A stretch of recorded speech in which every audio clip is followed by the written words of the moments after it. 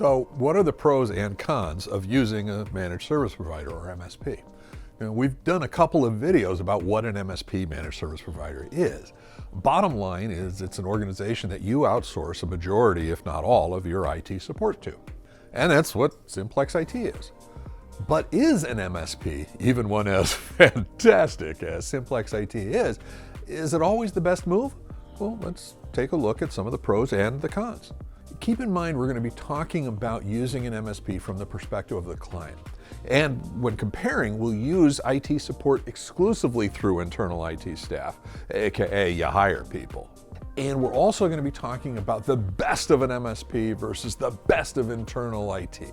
Pros of using an MSP. Service providers bring a large team to the plate so that they have the diverse skills necessary. Service providers use the latest tools and technology to provide their services.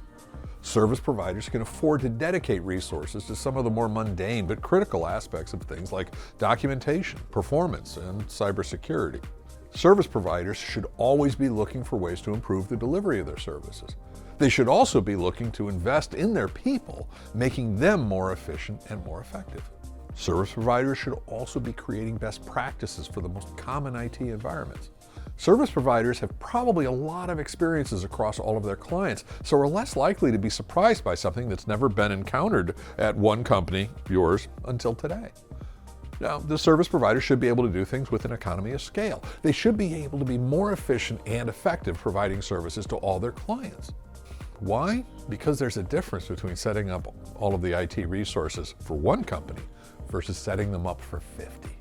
Service providers don't have to reinvent the wheel. Your internal IT people are only providing support for one company, yours. Now, let's talk about the cons of using an MSP. Internal IT will know your business better than an outside organization. That means they can cater their approach to IT that suits you.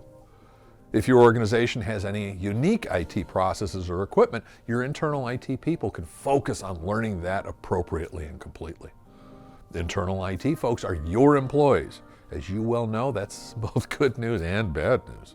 Your organization will always be the highest priority for your internal IT employees. Now, if you take a look at this list, you'll notice that I didn't bring up a single specific technical item. It's all about the relationships. Speaking of which, if you have any questions, make sure to leave them in the comments below and check out our other videos answering commonly asked questions. But you need to subscribe, you need to hit the bell, you need to notify, you need to comment, you need to do all that sort of stuff because I'm asking you nicely.